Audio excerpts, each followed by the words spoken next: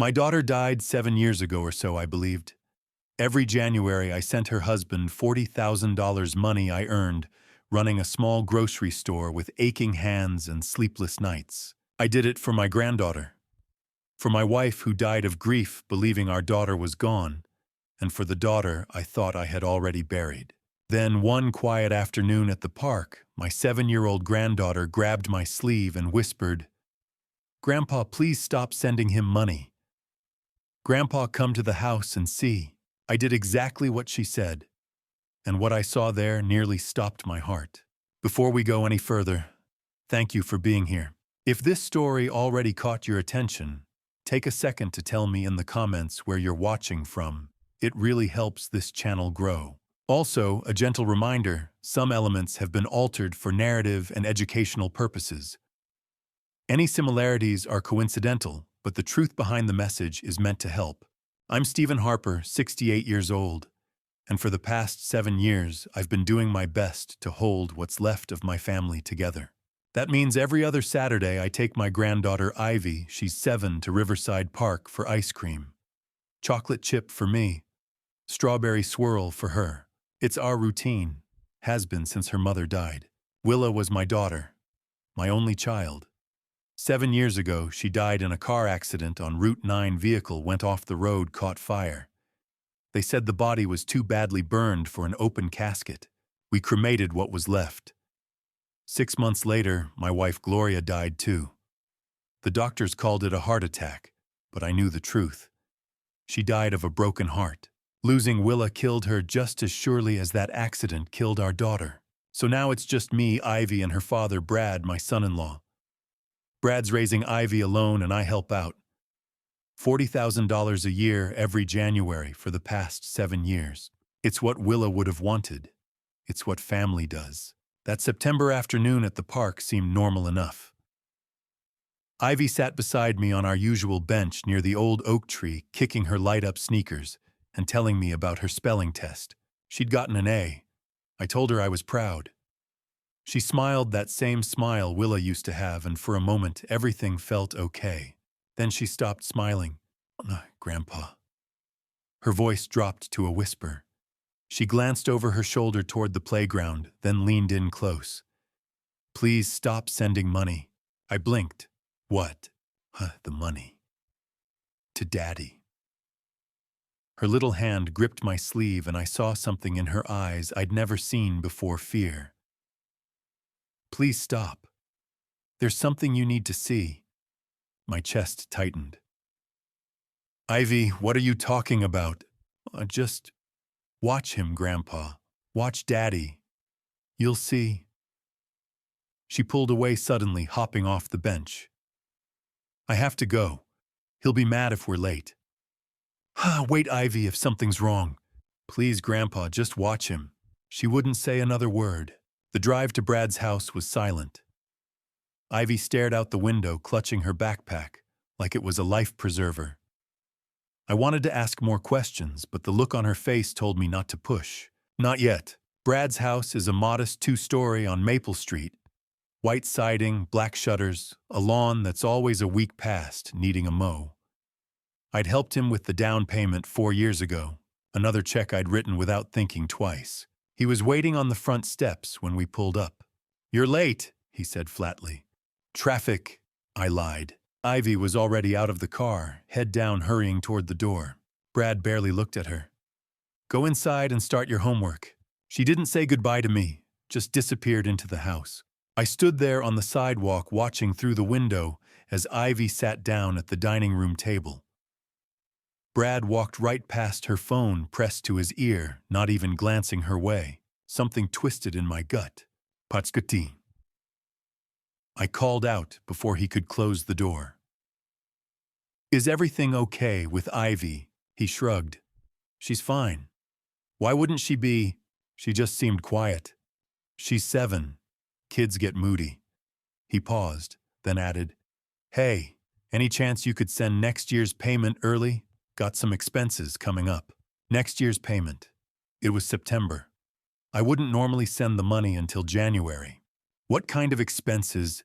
"House stuff. You know how it is." He wasn't looking at me. Forget it. January's fine. The door closed. I got back in my car and sat there, engine-running hands gripping the steering wheel. My mind was racing. Watch him, Ivy had said. There's something you need to see. $40,000 a year.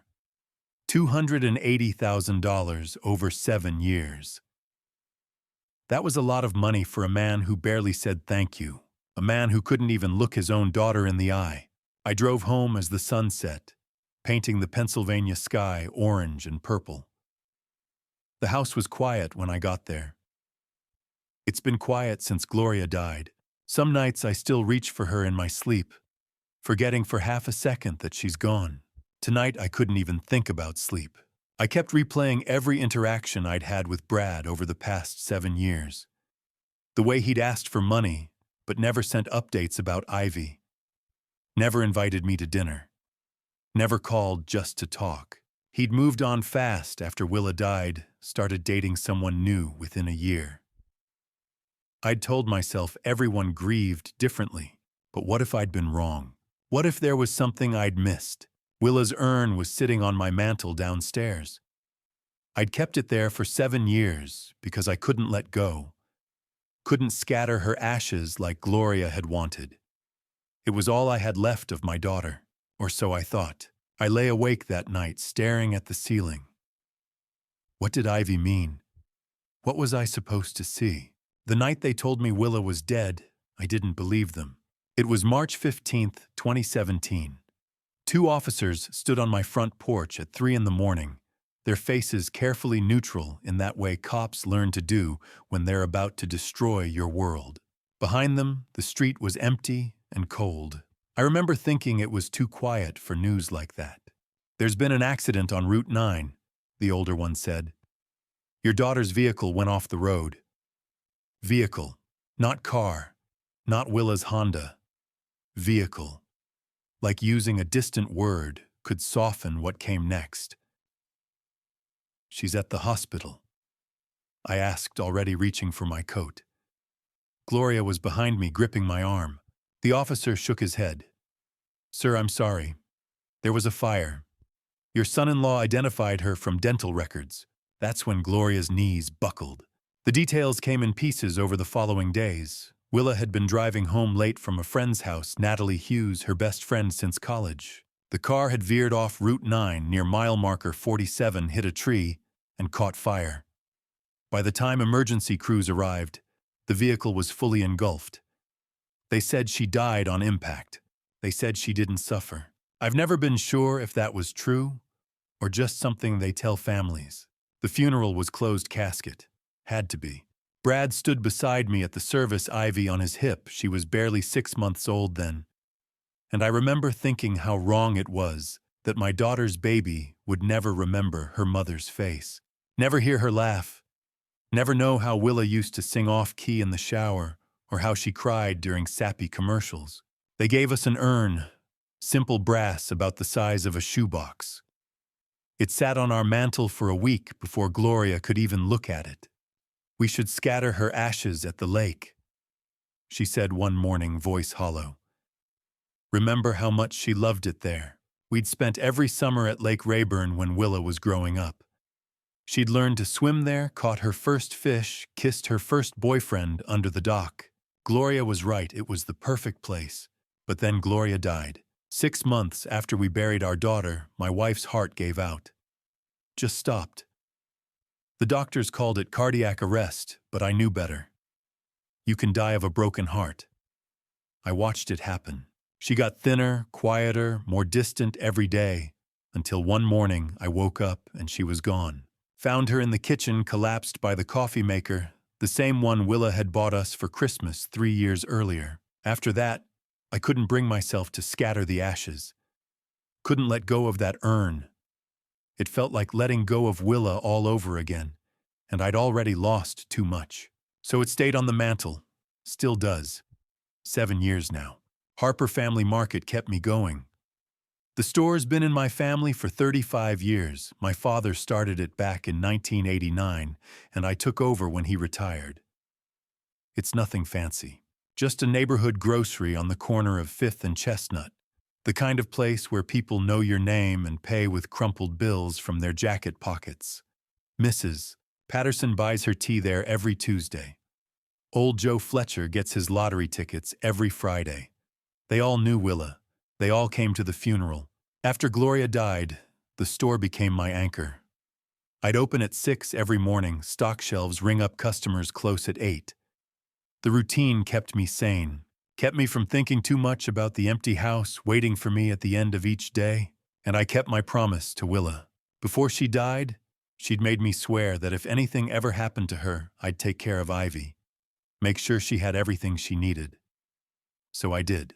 $40,000 a year sent to Brad every January like clockwork. It wasn't about the money. It was about keeping my daughter's memory alive, about making sure Ivy had opportunities, stability, a future.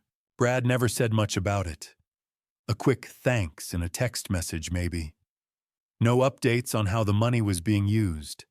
No invitations to see Ivy more than our every other Saturday ice cream trips. I told myself he was just private, that grief made people withdraw. But Ivy's words at the park kept circling back. Please stop sending money. There's something you need to see. I stood in front of Willa's urn that night after driving home from Brad's house. Just stood there in my living room, staring at it in the dim light from the street lamp outside. 7 years I'd kept this thing.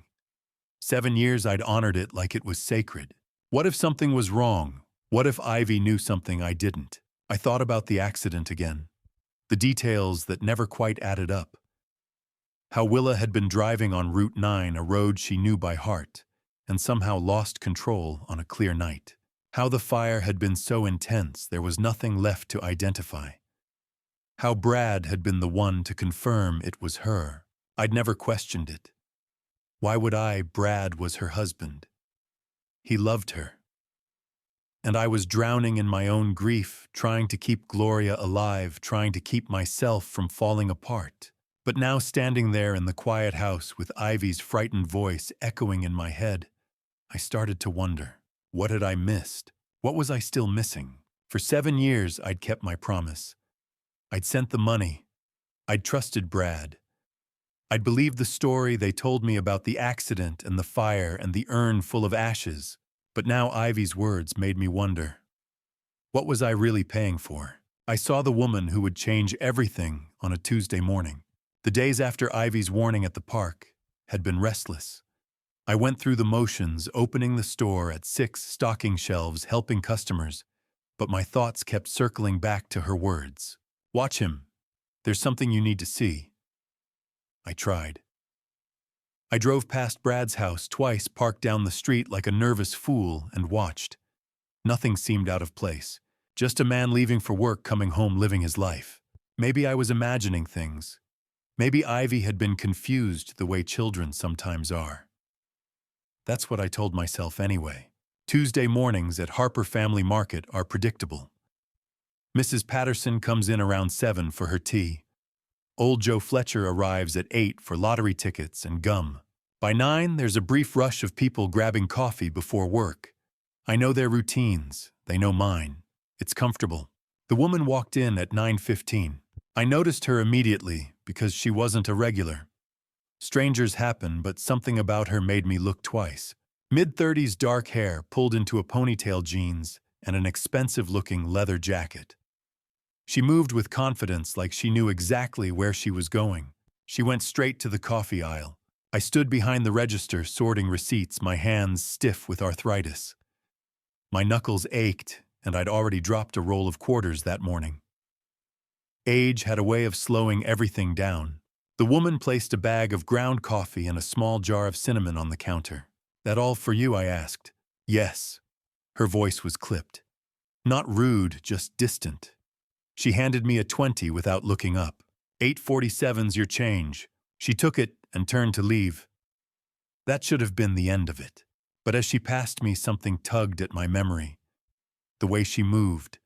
The shape of her face. Something familiar I couldn't place. Ma'am, I called. She stopped and glanced back. Yes. Have we met before? Her expression didn't change. I don't think so. You just remind me of someone. I hear that a lot. She pushed through the door and left. I stood there staring after her, trying to remember who she reminded me of. The harder I tried, the further it slipped away. 20 minutes later, I stepped outside to bring in the sandwich board sign. That's when I saw her again. She stood across the street beside a silver sedan. And she wasn't alone. Brad was with her. They were talking. Brad leaned against the car, relaxed in a way I hadn't seen in years. She said something, and he laughed. Then she touched his arm briefly and got into the driver's seat. Brad walked around and climbed into the passenger side. I stood frozen sandwich board forgotten in my hands, watching the car pull away down 5th Street. Questions raced through my mind. Who was she? Why was Brad meeting her here? Why hadn't he mentioned her? I thought about how she avoided my eyes, how quickly she left. Coffee and cinnamon? Just those 2 items. Nothing else. Coffee and cinnamon. The combination unsettled me, though I couldn't explain why. I brought the sign inside, locked the door, and stood alone in the quiet store. The lights hummed. Cars passed outside. Everything looked normal, but nothing felt right. Ivy's voice echoed again. Watch him. I had watched, and now I had seen something. But I didn't understand it yet. Brad had never mentioned a woman. After Willa died, he'd said he dated a little nothing serious. He never introduced anyone to Ivy or me. So who was this woman? And why now? I pulled out my phone and stared at it. Roger Stevens had been my friend for 40 years. We met when his kids went to school with Willa. He'd been a detective for 30 years before retiring. He knew how to read situations, how to find answers when things didn't add up. I hadn't wanted to bother him, hadn't wanted to admit I might be chasing shadows because of something a child said. But now there was a woman I couldn't place. A woman meeting Brad outside my store. A woman who bought coffee and cinnamon and left like she didn't want to be remembered. I opened Roger's contact and typed a message. Need to talk. Can you come by the store? His reply came quickly. Be there in 20. I set the phone down and looked around the store. The shelves I'd stocked for decades. The register that had served generations. The coffee aisle where the woman had stood minutes earlier. Everything looked the same. But deep in my gut, where instinct lives, I knew something was very wrong. Who was she? And why was she with Brad? When you need to find the truth, you call someone who knows how to look for lies. Roger Stevens had been my friend for 40 years, and in that time I'd learned that he had a particular way of listening. Not the polite nodding most people do while waiting for their turn to talk, but real listening, the kind where he'd tilt his head slightly, eyes focused, picking apart every word like he was solving a puzzle. He walked into Harper Family Market 23 minutes after I'd sent the text. Gray hair, cut military short jeans, and a flannel shirt, reading glasses hanging from a cord around his neck. 67 years old, and still moved like a man who'd spent 3 decades chasing criminals through back alleys. You look like hell, he said by way of greeting. Thanks, Roger. He glanced around the empty store. You closed. Should've flipped the sign. Figured we needed privacy. So it must be serious. He pulled up a stool behind the counter and settled in. What's going on? I didn't know where to start, so I started with Ivy. Told him about the ice cream at the park. The whisper, the fear in her eyes when she'd said, watch him. Roger didn't interrupt, just pulled a small notebook from his pocket. He always carried one even in retirement, and jotted down notes. Then I told him about this morning. The woman with the dark hair and leather jacket. Coffee and cinnamon, the way she'd avoided my eyes, how I'd seen her 20 minutes later getting into a car with Brad. You get a plate number? Roger asked. No, I was too surprised. Description of the vehicle. Silver sedan, maybe a Honda or Toyota.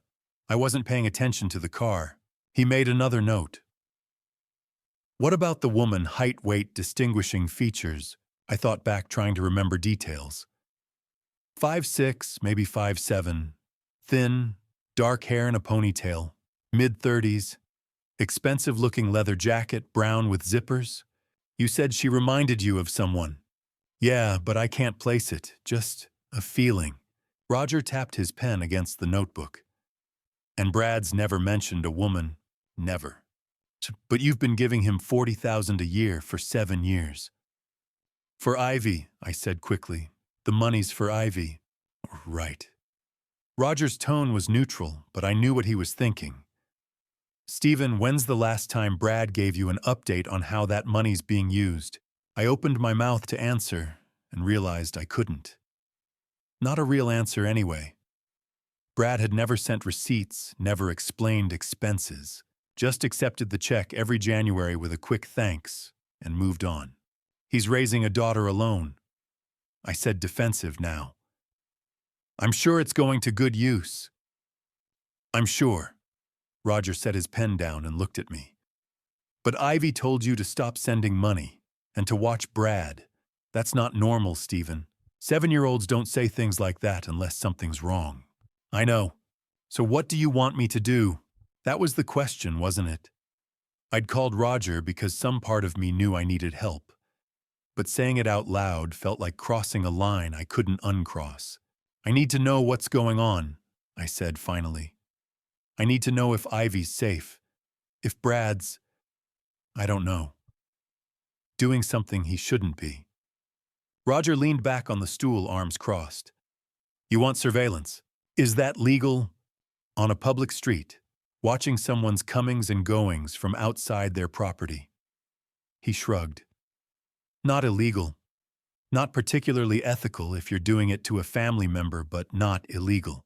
The word family hit harder than it should have. Brad wasn't blood, but he was Willa's husband, Ivy's father.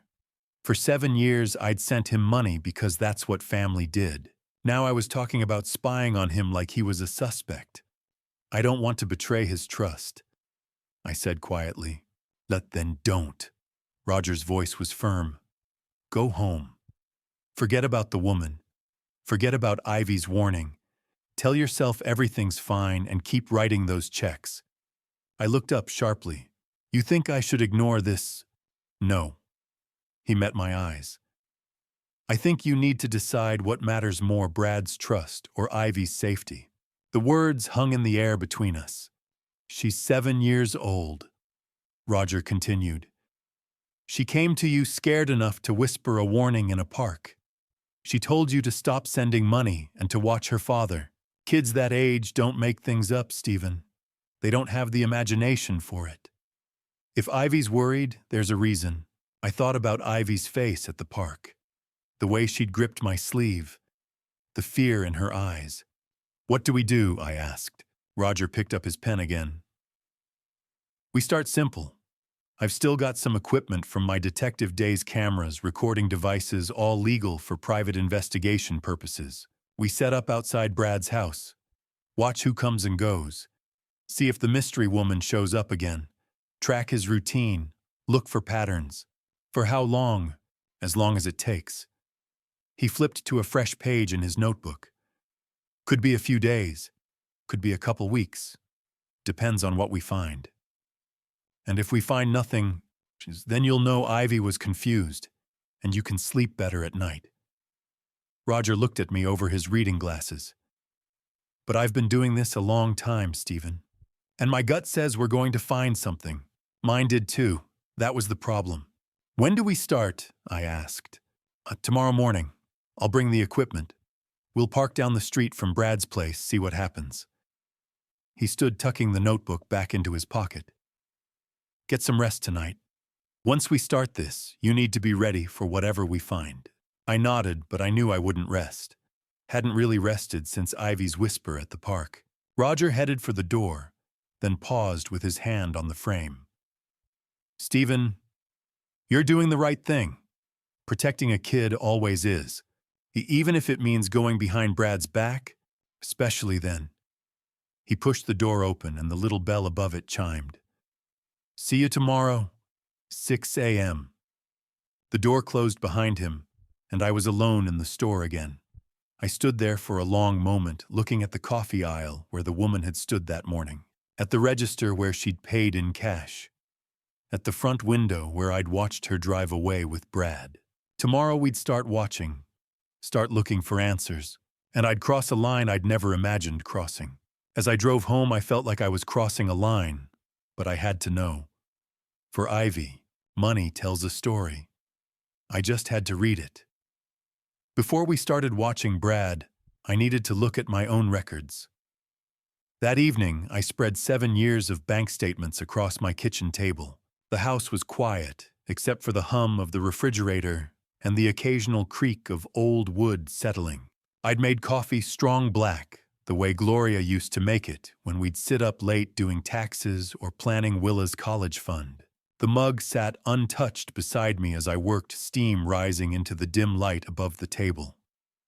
January 2018. $40,000 wired to Bradley Wallace. The memo line read, "Family support." January 2019.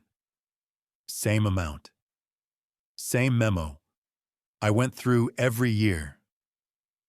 2020, 2021, 2022, 2023, 2024. $40,000 every single time like clockwork. $280,000 total. I'd known the amount, obviously. I wrote the checks, authorized the transfers, but seeing it laid out like this 7 years in a row, 7 identical transactions, made it real in a way it hadn't been before. That was a fortune. A small fortune maybe, but more money than most people saw in a lifetime. And what did I have to show for it? I pulled out a shoebox I kept in the hall closet. The one with receipts and correspondence, anything related to Brad and Ivy. I sorted through 7 years of paperwork, looking for proof that the money had been used properly, proof that Brad was grateful, proof of anything, really. What I found was nothing. No thank you notes, no updates on Ivy's education or activities, no pictures of school events or birthday parties, not a single piece of paper showing how the money had been spent or why it was needed. The only communications I had were text messages, and they were brief. Almost cold. In January 2019, he'd written, "Got the transfer, thanks." The next year, just received, appreciate it. By 2021, it was down to transfer came through. Not even a full sentence most years, just acknowledgement that he'd taken the money and moved on. I pulled up my phone and scrolled back through our text history. Hundreds of messages over 7 years, and almost all of them were initiated by me. I'd ask how Ivy was doing in school. Could I take her to the park this weekend? Did she need winter clothes? I could pick some up. Brad's responses were always short. "She's fine." "Sure." "We're good." Never details. Never stories about what Ivy was learning or who her friends were. Never invitations to come over for dinner or join them for anything. Just the bare minimum required to keep me from asking more questions. And then there were the early requests. I flipped through my calendar checking dates. Every year, like clockwork. Brad would text me in November or December asking if I could send the payment early. In November 2019, he'd written about expenses coming up before Christmas. December 2020, house repairs. November 2021, Ivy's school stuff. I'd always said yes, always sent it early, because family helped family, and I'd promised Willa I'd take care of her daughter. But now, looking at the pattern, something felt wrong. What kind of expenses came up every single year at the exact same time? And why did a man receiving $40,000 annually need it early? What was he spending it on that couldn't wait a few weeks? I opened my laptop and pulled up Brad's social media, something I rarely did. His Facebook was sparse. A few photos of Ivy from years ago, some posts about sports teams, nothing personal. His privacy settings were tight, so I could barely see anything. But one thing I could see was that his relationship status had changed 2 years ago from widowed to in a relationship. Then 6 months later, it went back to blank. He'd never mentioned dating anyone. Never introduced anyone to Ivy or me. Who had it been? And what happened? I thought about the woman from this morning. The coffee and cinnamon. The way she'd touched Brad's arm before getting in the car. Was she the one? Or someone new? I pulled out a legal pad and started making notes. Not because I knew what I was looking for, but because Roger had taught me once that patterns emerged when you wrote things down. I wrote down everything I could think of. Brad asking for money early every November or December. Never providing updates or receipts. Minimal communication. No family involvement. The relationship status change from 2 years ago. The mystery woman today. Then I wrote down my questions. Where was the $280,000 going? Who was the woman? Why did Ivy want me to stop sending money? What was Ivy afraid of? I set the pen down and looked at the pile of bank statements. 7 years of faith. 7 years of trust. 7 years of believing Brad was doing right by my granddaughter, because I couldn't imagine a father doing anything else. But what if I'd been wrong? I got up and walked to the living room, where Willa's urn still sat on the mantel. Beside it was a framed photo of Willa, Gloria, and me at Lake Rayburn the summer before the accident. Willa was laughing, head thrown back, Gloria's arm around her shoulders. Both of them looked so alive. "I'm trying, Willa," I said to the photo. "I'm trying to do right by Ivy. I just don't know if I've been doing it the right way."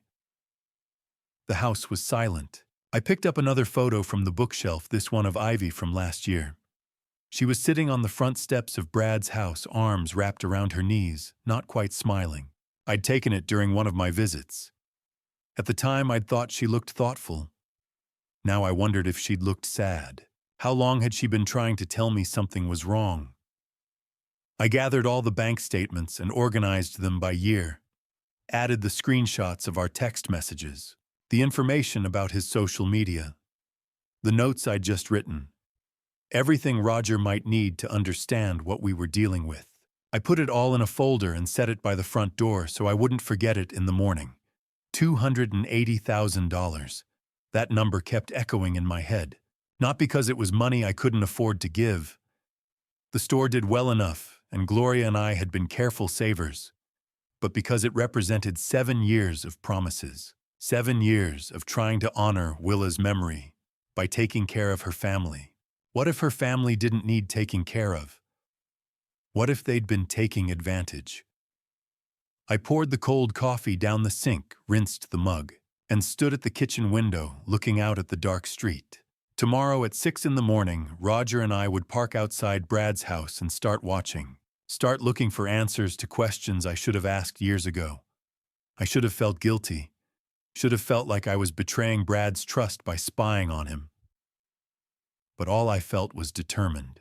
Ivy had asked me to watch, had trusted me enough to whisper a warning, and I'd failed her for 7 years by not asking the hard questions, by accepting Brad's silence as normal. I wouldn't fail her anymore. Tomorrow, Roger and I would start watching. Whatever we found, I was ready. Some truths are buried in plain sight. The urn sat on my mantel for 7 years. I never opened it. After organizing all the bank statements and preparing the folder for Roger, I should have gone to bed. It was past 11, and we were meeting at 6 in the morning. But I stood in the living room, staring at that brass urn the way I'd stared at it 1,000 times before, and something felt different. The woman at the store had bought coffee and cinnamon. 2 items, nothing else. I'd been trying all evening to figure out why that bothered me, and now standing here in the dim light with nothing but silence and the weight of 7 years pressing down, I finally understood. Coffee and cinnamon. My eyes moved from the urn to the framed photo beside it. Willa, Gloria, and me at Lake Rayburn, all of us smiling, all of us believing we had more time. I'm sorry, I whispered to Gloria's image. I should have looked sooner. I'd avoided the urn for 7 years. Told myself it was because I couldn't let go, because opening it meant accepting that Willa was really gone. But maybe the truth was simpler. Maybe some part of me had known even then that something was wrong. I lifted the urn from the mantel. It was heavier than I remembered, about the size of a shoebox, cold brass against my palms. The lid was sealed with a simple threaded cap, the kind you could unscrew with your hands. For a long moment, I just held it. Thought about Gloria standing in this exact spot 7 years ago, crying so hard she couldn't breathe. Thought about the funeral. The closed casket, Brad's face carefully neutral as he accepted condolences. Thought about Ivy, 6 months old and oblivious, sleeping through her mother's memorial service. I carried the urn to the kitchen table and set it down under the overhead light. My hands shook as I gripped the lid. "Forgive me, Willa," I said and twisted. The lid came off easily. Too easily. Like it had been opened before. Inside was a clear plastic bag tied at the top with a twist tie. Through the plastic, I could see dark powder, almost black in the harsh kitchen light. It looked like ash. Looked exactly like what you'd expect cremated remains to look like. I untied the bag and peered inside. The powder was coarse, not fine. Grainy. I reached in and let some run through my fingers. It felt wrong. Too rough. Too textured. Then I smelled it. Coffee. Not the faint, burnt smell of cremated remains. Not the sterile nothing of ash. But coffee. Rich, dark, unmistakable. My stomach turned. I brought the bag closer, inhaling deeper. Yes. Definitely coffee. And something else underneath it. Something sweet and spicy. Cinnamon. The kitchen tilted. I gripped the edge of the table to steady myself. No, this couldn't be right. This was Willa. This was my daughter. They'd told me it was her. Brad had identified her. The funeral home had handled everything. I dumped the contents of the bag onto the table. Brown powder spilled out in a heap. Coffee grounds, darker in some spots, lighter in others. I sifted through it with my fingers, searching for something, anything that looked like bone. Like the fragments they tell you remain after cremation. Nothing, just coffee. And mixed throughout flecks of reddish-brown that I recognized immediately from 35 years of running a grocery store. Cinnamon, ground cinnamon. I touched one of the flecks to my tongue. Sweet. Spicy. Definitely cinnamon. The powder wasn't ash. It was coffee grounds and baking spices, the kind you'd buy at any store. The kind a woman with dark hair and a leather jacket had bought from my store just this morning. For 7 years, I'd kept this urn on my mantel. For 7 years, I'd treated it like it was sacred. Gloria had stood here crying, had kissed the cold brass, and whispered goodbye to our daughter. She'd died 6 months later, with a broken heart, believing Willa's remains were resting above our fireplace. And it was coffee, kitchen scraps, a joke. The rage hit me so hard I couldn't breathe.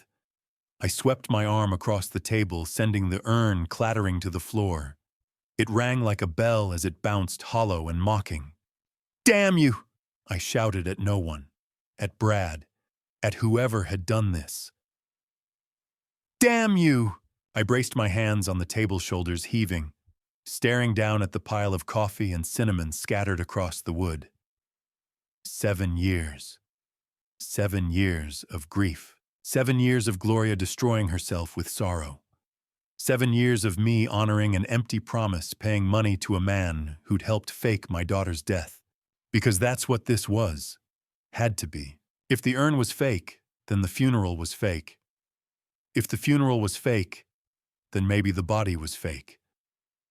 And if the body was fake, my phone was in my hand before I'd consciously decided to pick it up. I pulled up Roger's contact and called. He answered on the second ring, voice groggy. "Stephen, it's almost midnight. The urn!" My voice came out hoarse, shaking. "Roger, the urn is fake." Silence on the other end. Then more alert. "What do you mean, fake?" I opened it. "It's not Willa, it's coffee. Coffee and cinnamon. Just like the woman at the store bought this morning." I heard rustling like he was sitting up. "You're sure?" "I'm looking at it right now. Spread all over my kitchen table." I laughed, but it came out broken. My wife died thinking our daughter's ashes were on the mantel. and it was coffee the whole time. "Stephen." Roger's voice was calm, steady, the detective voice. "Listen to me. Don't touch anything else. Don't clean it up. I'm coming over right now. They lied to us." The words felt thick in my throat. The funeral, the body. Brad identified someone who wasn't Willa. They burned someone else and gave us kitchen scraps in a brass box. "I'm 10 minutes away. Stay there. Don't call Brad. Don't call anyone. I'm coming." The line went dead. I stood in my kitchen, surrounded by coffee grounds and cinnamon, staring at the overturned urn on the floor. The house was silent, except for my ragged breathing. 7 years ago, they'd told me my daughter was dead. They'd shown me a closed casket. They'd handed me this urn and told me it contained her remains. And I'd believed them. Gloria had believed them. We'd mourned. We'd broken. We'd died a little bit ourselves. And it was all a lie. I looked at the scattered coffee grounds, at the cinnamon mixed throughout, at the empty brass urn lying on its side. My daughter's urn was a lie. What else had they lied about? Surveillance is mostly waiting, but when something happens, everything changes. Roger brought the cameras the next morning. He'd stayed until nearly 1 a.m., the night before, documenting the coffee grounds and cinnamon from the urn, photographing everything, and scribbling notes into his small notebook. Before leaving, he told me to get some sleep and that we'd start surveillance at dawn. I tried. I lay awake thinking about brass urns, kitchen scraps, and 7 years of trust that might have been misplaced. When Roger knocked at 5:30, I was already dressed. "You look terrible," he said, hauling 2 black duffel bags inside. "Didn't sleep? Figured." He set the bags on my kitchen table and unzipped one. Inside were cameras, lenses, recorders, and equipment I didn't recognize. "We'll park down the street from Brad's house. Public road. Legal surveillance. 2 old guys sitting in a car. What are we watching for? Patterns. Who comes and goes? When Brad leaves. When he gets home. And whether your mystery woman shows up again." He lifted a camera with a long lens. "And maybe we learn where $280,000 went." We drove to Brad's neighborhood in Roger's gray sedan, a car so ordinary it blended into any street. He parked 3 houses down, far enough not to draw attention, close enough to see the driveway and front door clearly. Then we waited. Brad left at 7:45. He backed out, turned toward the main road, and disappeared. Roger wrote the time down. "Usual schedule?" Roger asked. "It used to be. Construction management, I think." "I haven't asked in years." Roger nodded but said nothing. We stayed until noon, then rotated. Roger went home. I stayed watching the house, glancing at Ivy's upstairs window, hoping she was all right. Nothing happened that afternoon. Brad came home at 6, went inside, and didn't come back out. A normal evening. The second day followed the same rhythm. Brad left at 7:45. Came home at 6. Roger and I took shifts documenting everything. Then late afternoon on day 2, the woman arrived. The same silver sedan from the store. She pulled into Brad's driveway at 2:30, walked to the front door, and unlocked it. "She has a key," I said, calling Roger. He arrived 20 minutes later with the telephoto lens. We watched as Brad and the woman sat on the couch. We couldn't hear them, but we could see her lean close, see Brad laugh, see her touch his arm with easy familiarity. They looked comfortable, familiar. "Who is she?" I asked. "When did Brad last mention dating?" Roger snapped photos. "He hasn't, not once." She stayed 2 hours. When she left, Brad walked her to her car. They stood in the driveway talking. Her hand rested on his chest. His hand settled at her waist. Then she drove off. Roger wrote down her license plate. The third day she came back. Same time, same routine. Stayed an hour. Left. That weekend when I took Ivy for ice cream, Brad didn't mention her. Didn't mention dating. Acted like nothing had changed, but something had. By day 4, we knew Brad's routine. Up at 7, gone by 7:45, home by 6. The woman visited every other afternoon. Then, on the fourth morning, everything shifted. Brad left at 10 a.m. That's new, I said. Roger started the engine. Let's see where he goes. We followed him, keeping distance. Past Harper Family Market, past familiar streets, into the industrial district on the east side of town. Warehouses, loading docks, semi-trucks. Brad turned onto East Industrial Avenue and pulled into a worn parking lot. A large brick warehouse, building 447, narrow windows, few cars. He parked near a side entrance and went inside. Roger stopped across the street behind a delivery truck. What is this place? I asked. Roger searched on his phone. Warehouse, owned by a holding company. Used for storage or light manufacturing. Why would Brad be here? That's what we need to learn. We waited. 45 minutes passed before Brad came out, got in his car, and drove away. We stayed. What do you think he's doing in there? I asked. Roger tapped his notebook. Could be storage. A side operation. Meetings. With her, maybe. He wrote down the address. We come back. Watch this place like his house. I stared at the building. Tall, sealed windows. Quiet. Empty looking. But Brad had just spent 45 minutes inside. There's something in there, I said. Roger nodded. Yeah. And we're going to find out what it is. I spent the entire night pacing through my house, unable to sleep. Unable to think about anything except the voice we'd heard inside the warehouse. The crying, the pleading, the words that replayed over and over in my head like a broken record. I've been here for 7 years. When Roger knocked on my door at 7 that morning, I had already been awake for hours. You look worse than yesterday, he said, as he carried his laptop bag inside. Didn't sleep. Figured. He placed the laptop on my kitchen table and opened it. Stephen, I need you to sit down for this. What is it? Just sit, please. I sat. Roger pulled up a video file. Remember when I told you I still have contacts on the force? One of them accessed security footage around the warehouse. All public cameras. Traffic monitoring. Completely legal. And this. He pressed play. The footage was black and white and grainy, the kind used on nightly news broadcasts. A wide shot of East Industrial Avenue appeared, the timestamp showing early afternoon 3 days earlier. Cars passed. A delivery truck. Nothing unusual. Then a woman entered the frame from the left, walking along the sidewalk.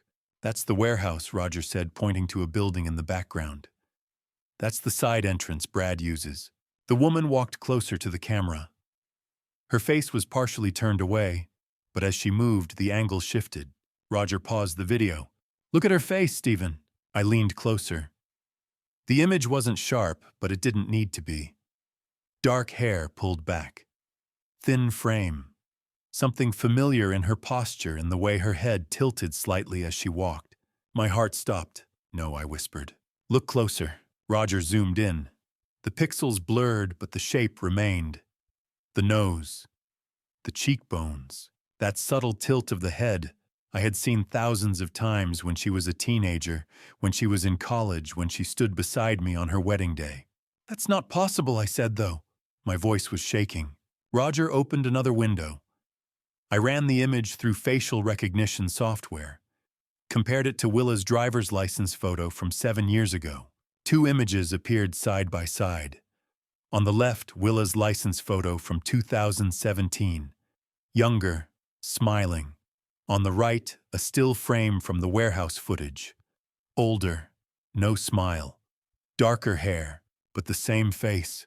97% match, Roger said softly. Stephen, that's Willa. The room tilted. I grabbed the edge of the table to steady myself. No, she's dead. We buried her. We had a funeral. You had a closed casket funeral, Roger said gently. You cremated someone. But you never saw a body. And the urn was filled with coffee grounds. I stared at the screen, at my daughter's face, changed older but unmistakably alive. She's alive, I whispered. Yes. Willa's alive. Yes. The words didn't make sense. For 7 years, I had mourned her. I had stood at her grave, at that empty grave with its false headstone, and talked to her like she could hear me. For 7 years her urn sat on my mantel, and I believed it held her ashes, and she was alive. The grief came first. Not relief, not joy. Grief, crushing and suffocating. Grief for 7 years stolen from us. 7 years Gloria and I could have spent with our daughter. 7 years Ivy could have known her mother.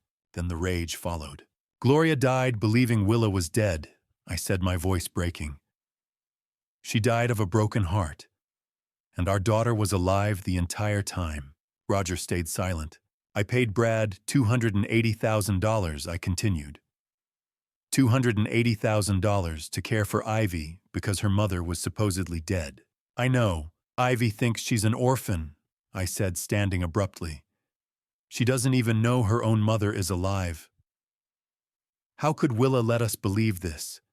How could she let Gloria die thinking? Stephen, Roger said firmly. We don't know the full story. What story could possibly justify this? I don't know, he said. But think about what we heard yesterday. That voice in the warehouse. She was crying, begging. She said she'd been there for 7 years. Does that sound like someone who chose to disappear? I stopped. The words echoed again in my mind. I've been here for 7 years. She's not free, Roger continued. She's being held there, and Brad is the one keeping her. The rage shifted, focused. Brad had lied to me for 7 years, identified a body that wasn't my daughter, took my money, let Gloria die, kept Ivy from her mother. Brad had imprisoned my child. We need to go there now, I said, moving toward the door. Roger blocked me. Not yet. She's alive. She's being held prisoner. And if we rush in without knowing everything, we could make it worse, he said. We don't know who else is involved. We don't know what Brad has over her. We don't know how dangerous this is. I don't care, Stephen, Roger said, gripping my shoulders. Your daughter has survived 7 years in that warehouse. If we act recklessly, she could get hurt. The words stopped me cold. We need the full truth, Roger said. Then we get her out safely. How? We talk to her, he said. Away from Brad.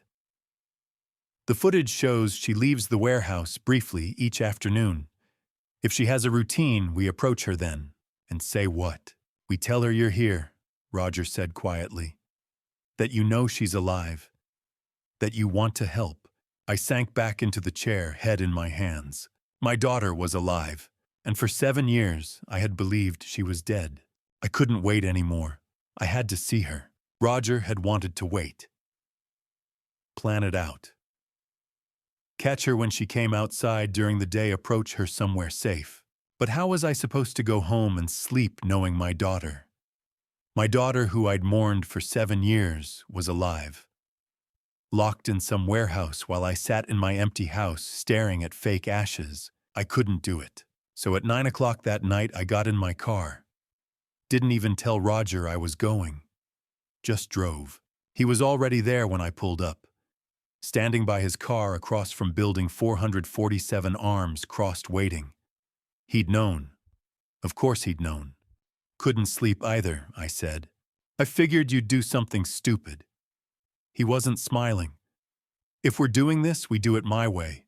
We go in, we stay calm, we listen. Got it? Yeah. I mean it, Stephen. No matter what she says. No matter how angry you get. I nodded. Didn't trust myself to speak.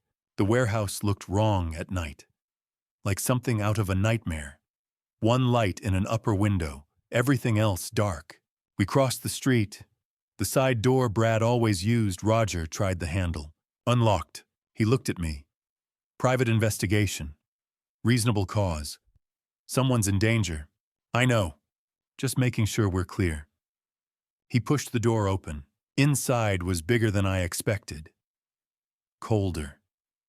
The kind of cold that seeps into your bones. High ceilings, shadows everywhere, shelves stacked with God knows what. But in the back corner, past all the industrial debris, someone had tried to make a home. A twin bed, blankets that had seen better days, a card table with a hot plate instant coffee plastic spoons, clothes on wire hangers strung between two posts, one folding chair, one battery lamp throwing weak yellow light across concrete floors, and photos, taped to the wall above the bed. Ivy, all of them. Every school picture I'd sent Brad over the years. Every birthday photo. That one from the park last summer where she'd lost her front tooth. They were here. On this wall. In this warehouse. He'd been showing them to Willa. She was sitting on the bed, staring at those photos like they were the only thing keeping her alive. When the door creaked, she looked up. 7 years. 7 years since I'd seen that face. She looked so different. Thinner. Way too thin. Hair darker, longer, pulled back in a messy ponytail. Dark circles under her eyes like she hadn't slept in weeks. Maybe months. And something else. Something in the way she held herself. Like she was always ready to run. Dad. Just that one word. Barely a whisper. And I lost it. How could you? It came out louder than I meant. Harsher. She flinched back against the wall. How could you do this to us? I can explain. Explain. I took a step toward her. She pressed harder against the wall. Your mother died, Willa. Your mother. She died thinking you were gone. Dad, please. She cried every single day. Every single day for 6 months. Do you understand that 6 months of watching her waste away and I couldn't? My voice cracked. Says I couldn't help her because our daughter was dead. Except you weren't dead. You were here. You were here the whole time. The words were coming out wrong, too angry, too loud, but I couldn't stop them. Gloria died believing you burned to death in that car. She died of a broken heart. And you just let her. You let her die thinking, but I didn't want that. Willa was crying now. Full-on crying, sliding down the wall until she hit the floor. I never wanted any of this. Then I was almost shouting. Why did you do it? Why did you let us have a funeral for a stranger? Why did you let me pay Brad $280,000 to raise your daughter while you hid in a warehouse? She was sobbing so hard she couldn't speak. Just sitting there on the concrete floor, arms wrapped around her knees, shaking. Roger stepped between us. Physically stepped between us. Stephen, stop. She needs to explain, and she will. But you need to calm down. Calm down. My daughter's been lying to me for 7 years. Stephen, Roger's voice cut through everything. Look at her. I stopped. Looked. Really looked this time. She wasn't just thin. She was gaunt. Cheekbones too sharp. Wrists too small. Her clothes a faded t-shirt and jeans that didn't fit hung off her like she'd been wearing them for years. Her hair was dull, lifeless, and those scars on her arms. Small white lines. Some old, some newer. This wasn't someone who'd run away to start a new life in paradise. This was someone barely surviving. Willa, Roger said quietly. He crouched down, not getting too close. We're not here to hurt you. We're here because we want to help. Can you look at me? She raised her head, eyes red and swollen and terrified. We need to understand what happened. Roger continued. Can you tell us that? She looked at him, then at me, then at the photos of Ivy on the wall. If I tell you. Her voice was so small. If I tell you, you'll hate me. I don't hate you, I said, and weirdly I meant it. I was furious, devastated, confused as hell. But looking at her sitting there on that floor in that warehouse surrounded by photos of the daughter she'd never met, I couldn't hate her. I just need to know why. She wiped her eyes with her sleeve. It's not a simple story. We have time. Do you? She laughed, but it came out broken. Do you really want to hear this? Yes. She stared at the concrete floor for a long time. So long I thought she'd changed her mind. Then she spoke. Does Ivy know about me being alive? No, she thinks you're dead. Everyone does. Another sob. Quick, choked off. Maybe that's better. Willa, you don't understand, Dad. She looked up at me. Those eyes, Jesus, those eyes looked dead. You don't understand what I did, what I am. So help me understand. Silence. Just the sound of her breathing. Ragged. Uneven. Finally, 7 years ago, something happened. Something I can't take back. And the only way to survive was to disappear. To let everyone think I was dead. What happened? Roger asked. She closed her eyes. If I tell you, you have to promise me something. What? That you won't tell Ivy. Ever. She can't know about this. About me. About any of it. Willa, promise me. Her voice cracked. Please. She deserves better than me. I looked at Roger. He gave a small shake of his head. Don't promise that. Just tell us what happened, I said. She pulled her knees tighter to her chest. I need to start at the beginning. But when I'm done. She looked at me with those hollow, broken eyes. Now when I'm done, you'll understand why I can never leave here. Why I can never see Ivy. Why this is what I deserve. My throat felt tight. Willa, the truth came in pieces. But I was about to learn it was only part of the truth. Willa's voice shook as she began. It was 7 years ago. March. Natalie came over to my apartment. We lived about 20 minutes apart back then. She'd borrowed money from me. A lot of money. $5,000. She paused, looked at her hands. I needed it back. Brad and I were trying to buy a house, and I'd told Natalie that. Told her I needed the money by the end of the month. But she kept making excuses. Said she'd pay me back next week, next month, when her tax return came. It had been almost a year. Her voice got quieter. So that night I told her I needed it. Like really needed it. And she got defensive. Started saying I was being selfish. That I didn't understand how hard things were for her. What happened? Roger asked gently. Willa closed her eyes. We argued. It got loud. Brad wasn't home. He'd taken Ivy to his mom's for the weekend. It was just us. And Natalie, she said something about how I always thought I was better than her. Always had everything figured out. And she stopped, swallowed hard. When I told her she was irresponsible. That maybe if she stopped spending money on stupid things, she could pay me back. And she got in my face. Like really in my face, yelling. And I pushed her. The warehouse was completely silent. I just pushed her. Not hard. Just to get her away from me. But she stumbled backward and Willa's voice cracked. She hit the coffee table, the corner of it, right here. She touched the side of her head just above her temple.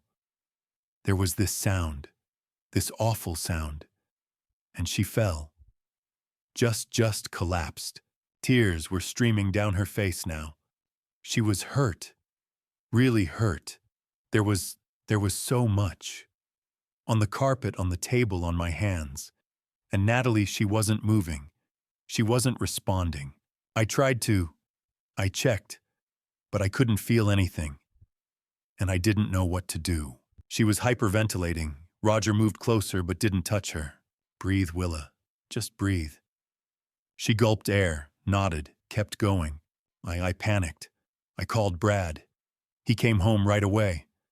And when he walked in and saw Natalie on the floor, he just stared for a minute. Then he checked her. Put his fingers on her neck. And he looked at me and said, "She's gone." My stomach turned. I couldn't stop crying. Couldn't think. Brad kept saying we had to stay calm, had to figure this out.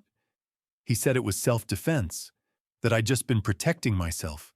But he said, she looked at me. He said even if it was an accident, even if it was self-defense, I'd probably still go to prison. That Natalie's family would push for charges, that I'd lose everything, lose you, lose Mom, lose Ivy. So he suggested faking your death, Roger said. Willa nodded. He said it was the only way. That if I disappeared, if everyone thought I was gone, no one would connect me to what happened with Natalie. He said he'd take care of everything, the situation, the evidence, all of it. I just had to trust him. And you did. What choice did I have? Her voice rose, desperate. My best friend had just, I was responsible for what happened. I was terrified. And Brad was so calm, so sure. He said he knew someone who could help, someone who worked at the morgue. I felt sick. Gary. I don't know his name. Brad never told me. But yeah, someone at the morgue. Brad said he could help us with the situation. Someone who had passed without family. Someone no one would miss. She shuddered. It sounds so horrible saying it out loud. What happened to Natalie? Roger asked. Brad said he took care of everything, that no one would ever find out. He wouldn't tell me where, said it was safer if I didn't know.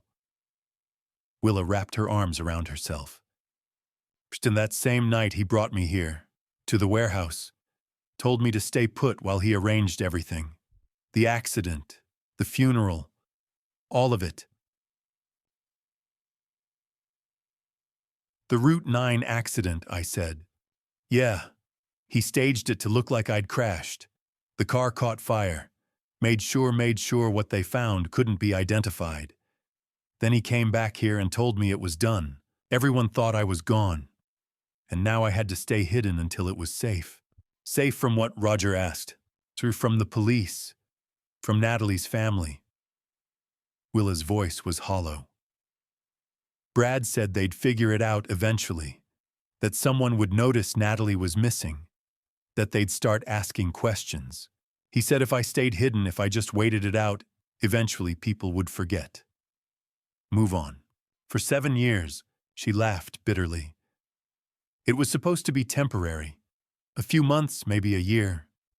But every time I asked when I could leave, Brad said it wasn't safe yet. That the police were still looking. That Natalie's family hired a private investigator. That people were asking questions about me. She looked at the photos of Ivy on the wall. He said it was better this way. That Ivy was safer not knowing me. That if I came back, if anyone found out what happened, Ivy would suffer for it. So I stayed. For her. To protect her. My chest felt tight. Willa, did you know I was sending Brad money? What money? True, $40,000 a year. For 7 years. To take care of Ivy. Her face went pale. I didn't know that. Brad never told me. He never mentioned it. No, he brought me food, supplies, sometimes clothes. He said he was taking care of Ivy, that she was fine. That was it. Roger and I exchanged a look. And Willa, Roger said carefully. When Natalie fell when you checked on her, are you absolutely certain she didn't make it? Willa stared at him. She was so hurt. She wasn't moving. But did you check thoroughly? Did Brad check? He put his fingers on her neck. He said she was gone. But you didn't see him do it. You were crying, panicking. You might not have seen exactly what he did. What are you saying? Roger leaned forward. I'm saying Brad told you Natalie didn't make it, but you never actually confirmed it yourself. You were in shock. You trusted him. She was... Willa stopped. I saw her fall. I saw how badly she was hurt. Well, head injuries can look worse than they are, Roger said. Even minor ones can cause a lot of... He paused. A lot of visible damage. It doesn't necessarily mean the worst. No. Willa shook her head. No, she's gone. I'm responsible. That's why I'm here. Roger looked at me, then back at Willa. Willa, have you seen Natalie since that night? What number? Of course not. Have you seen anything that proves what Brad told you was true? Brad said a lot of things. Roger's voice was firm. But have you actually seen proof? Willa's face crumpled. Why are you asking me this? Roger pulled out his phone, scrolled through something, then turned the screen toward Willa. Because I ran Natalie Hughes's name through the system yesterday, and according to public records, she's very much alive. Willa stared at the phone, at whatever Roger was showing her, and the color drained from her face. That's not possible. This photo was taken 6 weeks ago, at a coffee shop in town. That's Natalie Hughes, alive and well. Willa looked at Roger, then at me. Her mouth opened, but no sound came out. No, she finally whispered. She's gone. I saw her. I'm responsible for what happened. Roger's eyes met mine. No, Willa, I don't think you are. The truth wasn't just different from what I thought. It was the opposite. Roger pulled out his phone and showed Willa a photo. This, he said quietly, was taken 3 days ago. Willa stared at the screen. Her face went white. Actually white, like all the blood had drained out of it in an instant. That's not possible. That's Natalie Hughes, Roger said. At Corner Brew, the coffee shop on Main Street, 3 days ago, very much alive. Willa's hands were shaking. No, I saw her. She fell. She was hurt. Brad said, Brad lied. The words hung there. I looked at the photo. A woman, dark hair, mid-30s, sitting at a table with a coffee cup smiling at something off camera. She looked healthy, happy, alive. I don't understand, Willa whispered. Roger sat down on the folding chair, phone still in hand. Willa, I need you to think very carefully about that night. The fight with Natalie, when she fell. What exactly did you see? I pushed her. She stumbled, hit the table.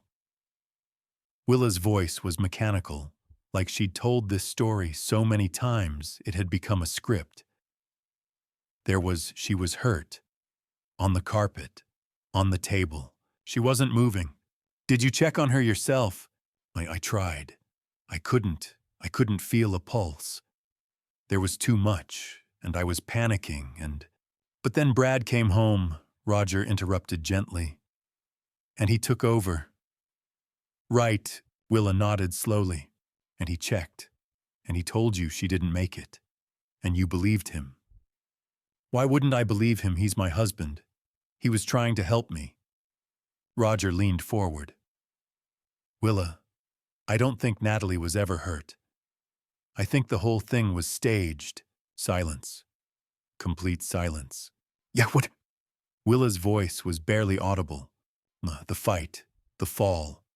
The Roger paused. The scene. I think Brad and Natalie set it up.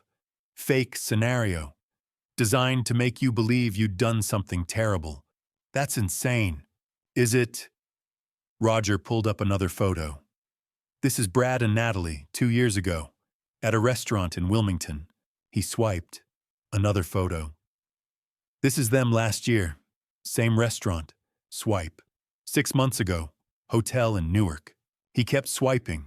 More photos. Brad and Natalie. Together. Close.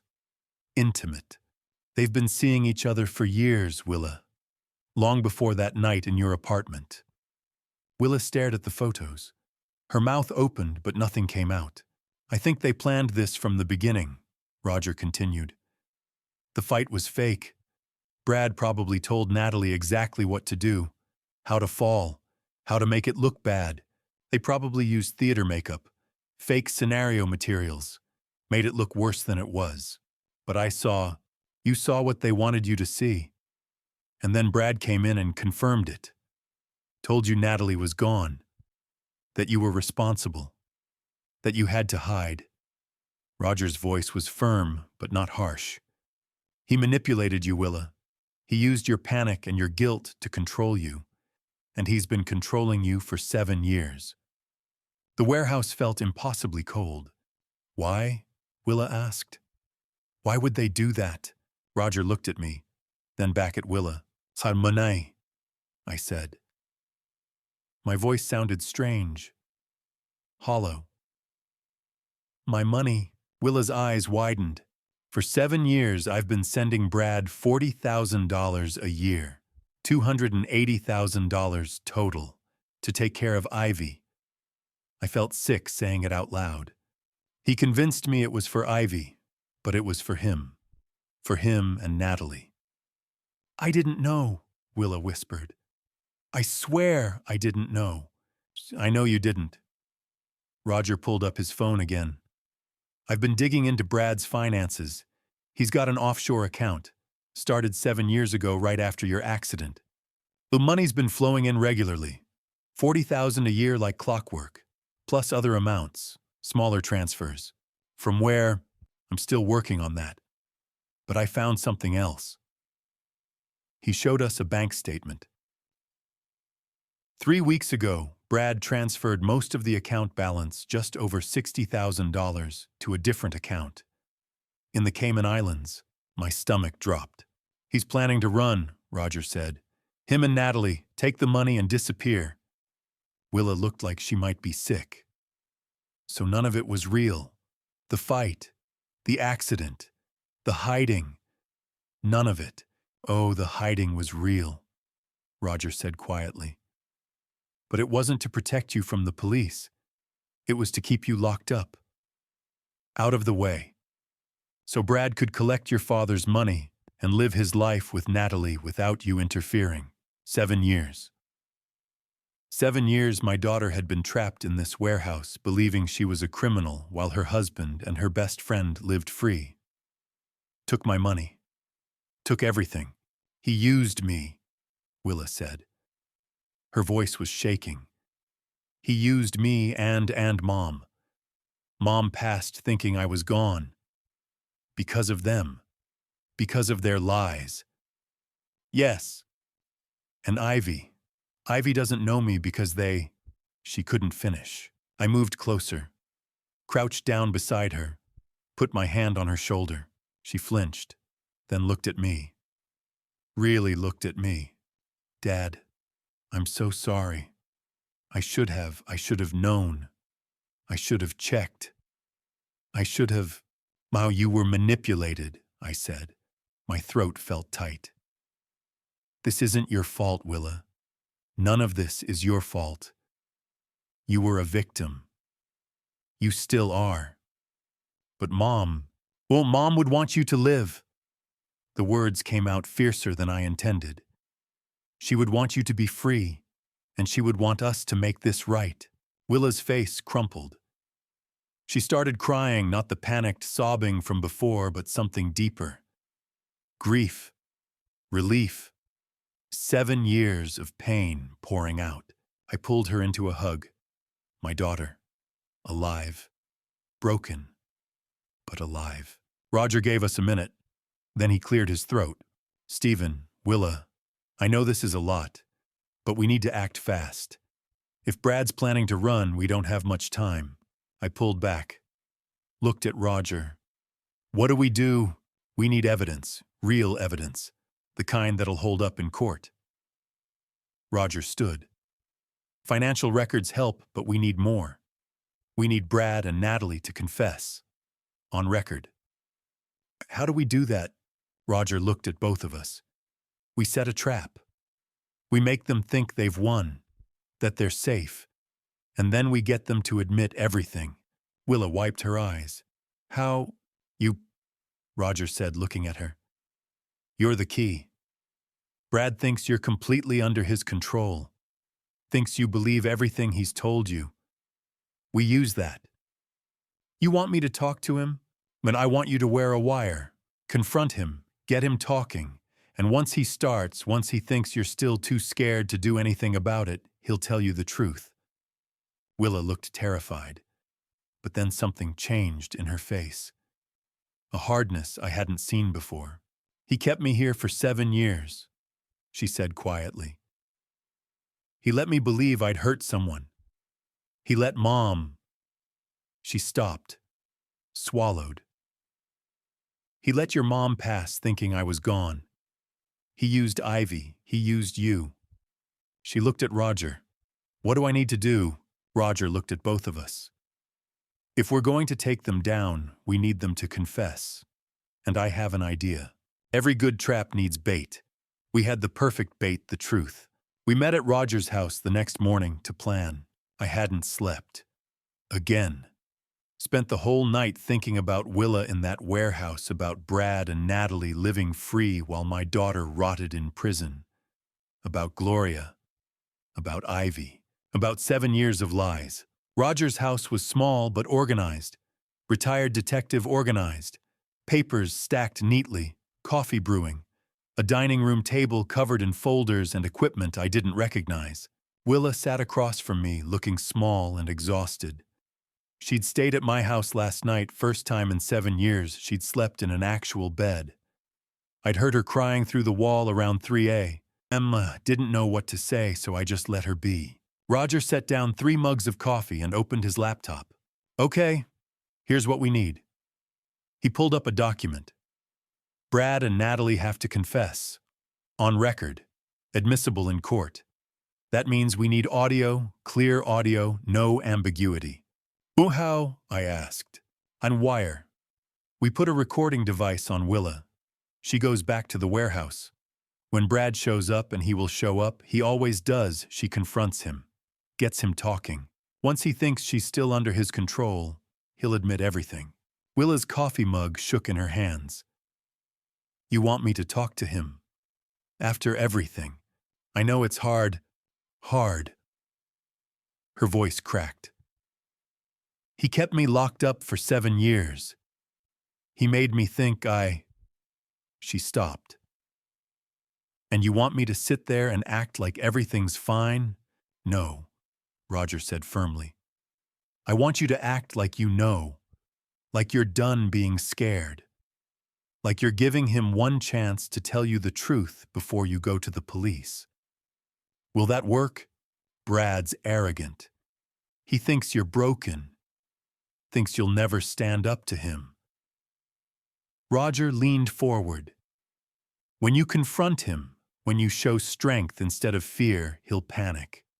And when people panic, they talk. They justify. They explain. They confess. Willa looked at me. Dad, I wanted to say no. Wanted to tell Roger we'd find another way. But I knew there wasn't another way. You've survived 7 years of his lies, I said quietly. You can do this. She was silent for a long moment, then nodded. Roger pulled out his phone. I've already talked to Detective Kevin Walsh. He's with the County Police Fraud Division. I worked with him for 15 years before I retired. He's solid, and he's ready to move on this. The move how, I asked. Walsh gets us the wire. Official equipment properly documented. Everything legal and admissible. He'll also position officers nearby unmarked vehicles, plain clothes. If anything goes wrong, they move in immediately.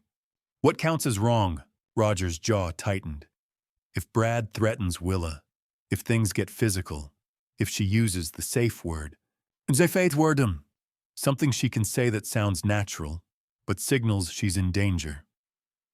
Officers come in the second they hear it. Willa wrapped her arms around herself. What should it be? Just something you'd actually say. Something that won't sound weird in conversation. Roger thought for a moment. What about Ivy's name? If you mention Ivy, we know you need help. She nodded slowly. Okay, Ivy. Roger made a note. Walsh will have his team in position by 7 p.m. tomorrow. That's when Brad usually comes to the warehouse, right? Usually, Willa said. Sometimes earlier, if he's bringing supplies. We'll be ready either way. Roger looked at me. Stephen, you and I will be in my car across the street. Camera with telephoto lens. Backup recording equipment. Walsh's team will have the primary audio feed from Willa's wire, but we'll have secondary recording just in case. In case of what? Technical failure, interference, anything. Roger pulled out a small black device about the size of a quarter. This is the wire. Clips under clothing near the collarbone. Picks up everything within 15 feet. Battery lasts 6 hours. Willa stared at it. That tiny thing. Huge technology's come a long way. Roger set it down carefully. Walsh will come by tomorrow afternoon to fit it properly. Show you how it works. Test the signal. What do I say to Brad? Willa asked. When he gets there. How do I start? Roger pulled out his notebook. We'll script it. Not word for word, that'll sound fake. But general talking points. Ways to guide the conversation. He started writing. You start calm. Tell him you know. Don't say how you know, just that you do. See how he reacts. He'll deny it, Willa said. Probably. That's when you push. Tell him you know about Natalie. That she's alive. Watch his face. He'll either keep denying or he'll shift strategies. Try to explain. Justify. What if he gets angry? But then you stay calm. The calmer you are, the more he'll panic. And panic makes people sloppy. Roger looked at her. Can you do that? Stay calm even if he's angry. Willa's hands were still shaking, but her voice was steady. He stole 7 years from me. He used my daughter. He let your wife. She looked at me. He let Gloria pass away believing her daughter was gone. I can stay calm because I want him to pay for that. Something shifted in the room. Willa wasn't the broken woman from the warehouse anymore. She was angry, and anger, I was learning, could be a kind of strength. We spent the next 2 hours going over scenarios. What if Brad brought Natalie? What if he tried to leave?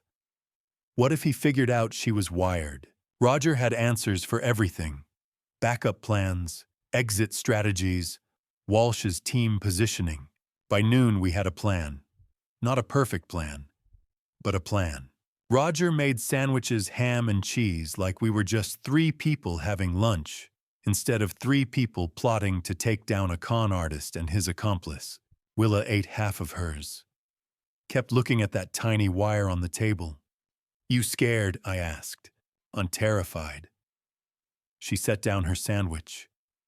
But I'm more angry than scared. Does that make sense?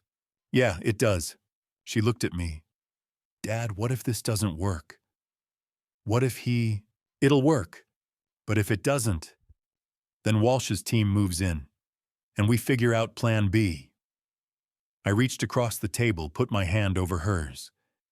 But you won't be alone in there. Roger and I will be right outside. Walsh's team will be listening to every word. And the second you say Ivy's name, it's over.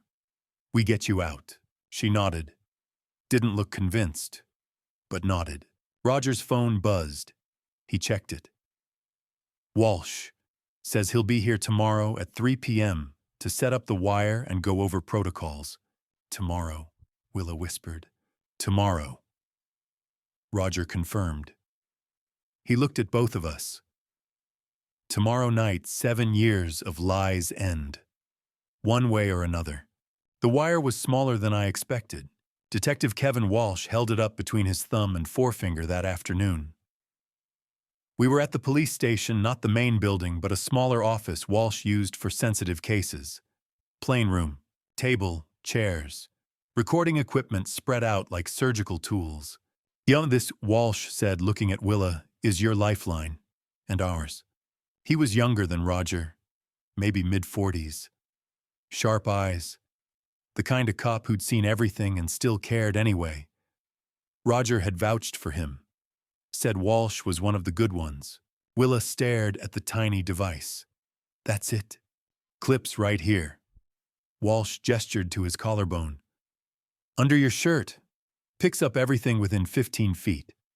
Crystal clear audio. We'll be listening the whole time. And if something goes wrong, you say Ivy's name. Doesn't matter what context.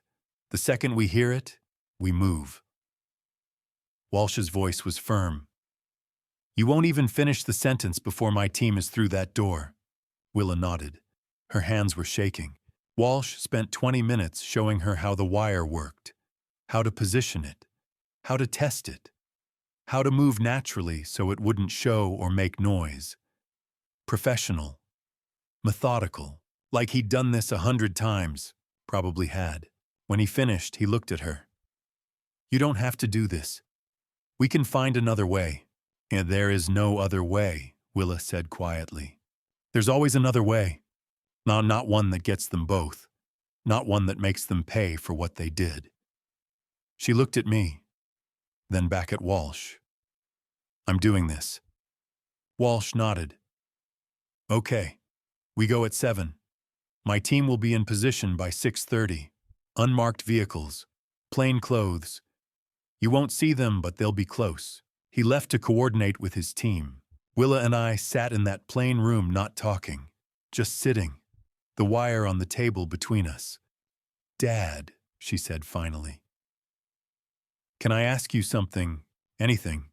Do you—" She stopped, started again. "Do you hate me for what I put you through?" The question caught me off guard. "What number, Willa? I let Mom pass away thinking I was gone.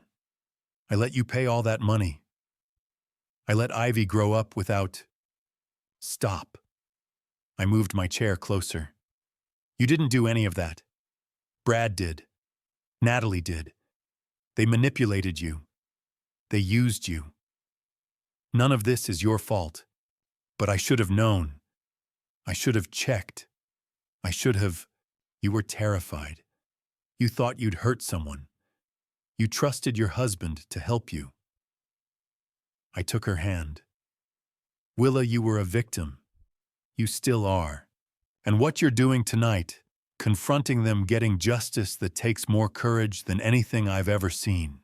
She started crying, quiet tears running down her face. "I'm proud of you," I said. "And your mom would be proud of you too." She squeezed my hand. We sat like that for a long time. Then it was 6 o'clock. Time to go. Walsh came back with the wire. Helped Willa put it on. Tested the signal.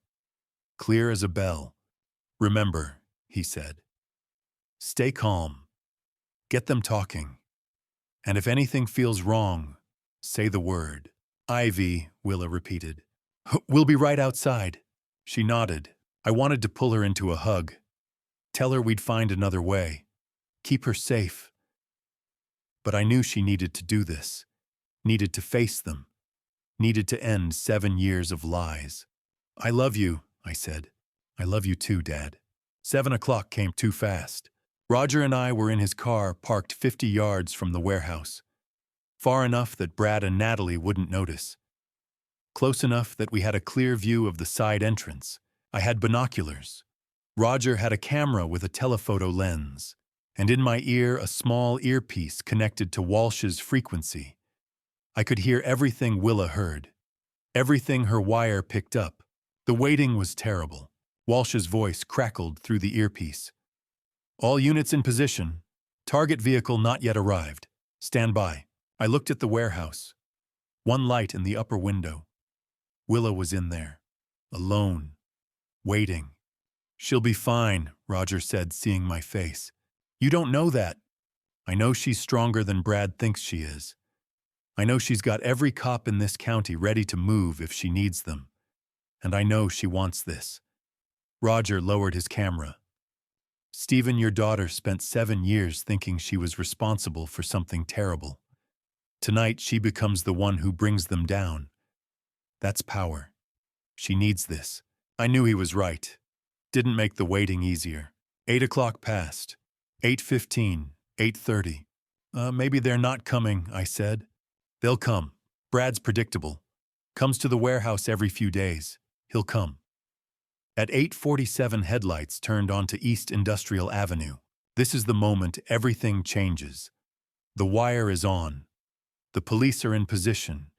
and my daughter is about to face the two people who destroyed her life. But before I take you inside that warehouse, I need to know, are you still here with me? In the comments, describe how you feel right now using just one word. Or tell me the first instinct that crossed your mind in this moment. I need to feel that you're here with me. One more thing, what follows includes some dramatized details created for storytelling and educational purposes. If that's not for you, feel free to pause here. I understand completely. But if you're ready for the truth, let's see this through together. Silver sedan. That's them, Roger said, raising his camera. Through the binoculars, I watched the car pull into the warehouse lot. Park near the side entrance. Two people got out. Brad, tall, clean-cut, wearing a jacket I'd probably paid for with my money. And Natalie, dark hair, confident walk. The woman who'd helped destroy my daughter's life. They walked to the entrance. Brad pulled out a key, opened the door. He went inside first, Walsh's voice in my ear. Target 1 has entered. Target 2 following. All units hold position. Natalie disappeared through the doorway. I held my breath. Through the earpiece, I heard footsteps, the scrape of the door closing. Then Brad's voice. Casual, almost cheerful. Willa, I brought you a surprise tonight. More footsteps, lighter ones, Natalie's heels on concrete, a pause. Long enough that I started to worry something was wrong. Then Brad's voice again. But different this time. Confused. You're not surprised. Confessions don't always sound like regret. Sometimes they sound like pride. I held my breath as Willa began to speak. Through the earpiece, her voice came through clear. Calm. Steadier than I expected. Brad, I know everything. A pause. Then Brad's voice, careful now. Know what? What are you talking about? I know Natalie's alive. I know she never, Willa's voice caught, but she pushed through. I know you lied to me, both of you, for 7 years. Silence. Long enough that I gripped the binoculars tighter, ready to move. Then Natalie's voice. Cool. Almost curious. How did you find out? Roger grabbed my arm, held up his phone. Recording.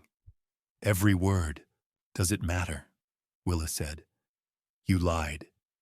You made me think I'd hurt someone. You kept me locked in here while you lived your lives. Brad's voice shifted, harder now, angry. You were supposed to stay hidden. Hidden from what the police aren't looking for me, are they? They never were. You don't understand. Then help me understand. Willa's voice was stronger now. Tell me why. Why did you do this? Another pause. I could hear movement. Footsteps on concrete. Brad spoke. Because we needed the money. Just like that. No hesitation, no shame. Money, Willa repeated. Your father's money, Natalie said. Matter of fact. Like she was discussing grocery shopping. $40,000 a year. For 7 years. $280,000 total. I felt Roger's hand on my shoulder, keeping me in the car, keeping me from charging through that warehouse door. You did this for money. Willa's voice cracked. You made me believe I was responsible for you. Let my mother pass away thinking I was gone for money. It wasn't personal, Willa, Natalie said, calm, cold. It was just business. Your father had money. We needed it. You were the way to get it. My mother passed away from grief. That wasn't part of the plan. Natalie's voice didn't change, didn't soften. But honestly, it worked out. Made the whole thing more believable. Your father was devastated, never questioned anything. Roger had to physically hold me back. Wait, he hissed in my ear. Let them finish, Brad's voice again. We had it all worked out. The fight was fake. Natalie knew exactly how to fall, where to fall. We used theatrical makeup, fake scenario.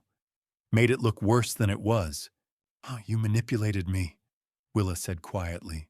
"We gave you an option," Brad corrected. "Prison or freedom. You chose freedom. You told me I'd hurt someone, and you believed it, because you wanted to believe it, because it gave you an excuse to disappear." Brad's voice was dismissive now, careless. "Come on, Willa. Don't act like you're completely innocent here. You went along with everything. Because I was terrified, because it was convenient." Natalie this time.